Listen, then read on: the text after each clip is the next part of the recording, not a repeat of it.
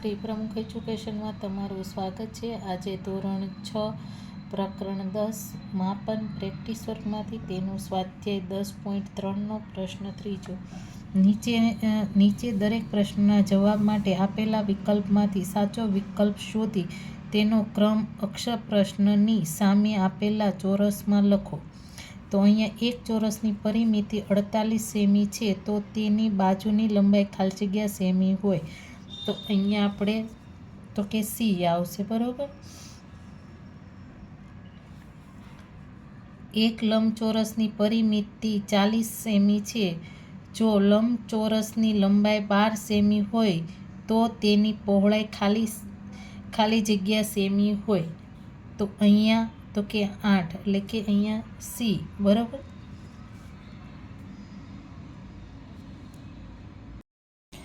એ 3 number, એક લંબચોરસની પરિમિતિ 50 સેમી છે, જો લંબચોરસની પહોળાઈ 10 સેમી હોય તો તેની લંબાઈ ખાલી જગ્યા સેમી હોય તો કે એ 15 આવશે। એક સમબાજુ ત્રિકોણની પરિમિતિ 36 સેમી છે, જો તેની બાજુની લંબાઈ બરાબર ખાલી જગ્યા સેમી તો અહીંયા આપણે 4માં ડી મળશે। એક નિયમિત પંચકોણની પરિમિતિ 60 સેમી છે, તો તેની બાજુની લંબાઈ ખાલી જગ્યા સેમી હોય તો અહીંયા આપણે સી મળશે। આ બધા દાખલા આપણે સૂત્ર મૂકીને ગણવાના। જો જેને ન આવડે તો એ મને કોમેન્ટમાં લખીને મોકલજો। એક નિયમિત ષષ્ઠકોણની પરિમિતિ 72 સેમી છે, તો તેની બાજુની લંબાઈ ખાલી જગ્યા સેમી હોય તો અહીંયા આપણે એ।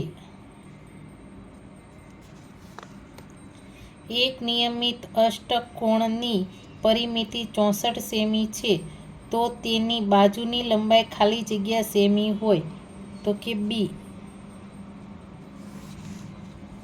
એક લંબચોરસનું ક્ષેત્રફળ 100 ચોરસ સેમી છે, તો તેની બાજુની લંબાઈ ખાલી જગ્યા સેમી હોય તો અહીંયા આપને મળશે બી।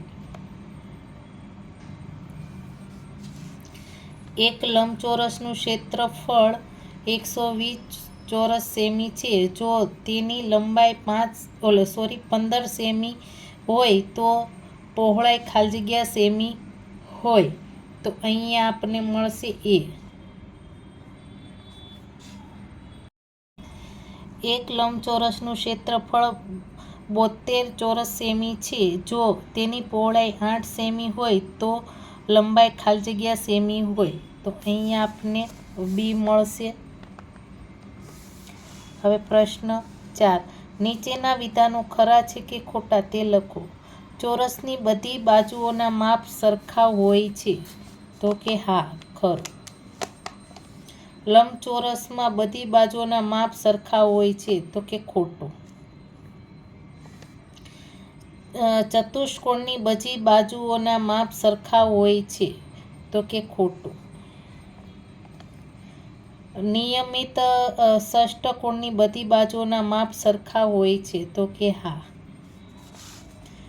5 સેમી લંબાઈના ચોરસ અને 5 સેમી લંબાઈના સમબાજુ ત્રિકોણના ક્ષેત્રફળ સરખા હોય તો કે ખોટું।